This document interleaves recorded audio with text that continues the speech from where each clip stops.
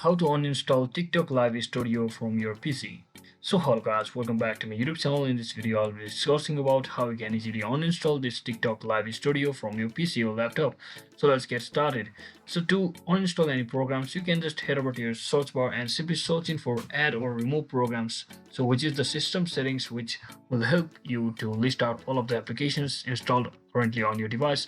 Or you can also actually just search in for TikTok Live Studio itself, and you can just click on this uninstall button over here. So instead, let me just quickly show you from an example over here. So I'll simply locate my TikTok Live Studio application name under here. So as you can see, I've located it. You can basically tap on that, and here you should see the uninstall button. Now simply select it and just click on the uninstall once again. 2 seconds until the uninstalling process completes. And if you see any pop-up like this, you can just click on uninstall just like this, and once again wait for a few seconds for the process to complete. Just like that, just click on close. So that is it for today guys. Thanks for watching. Don't forget to like and subscribe. See you on the next one.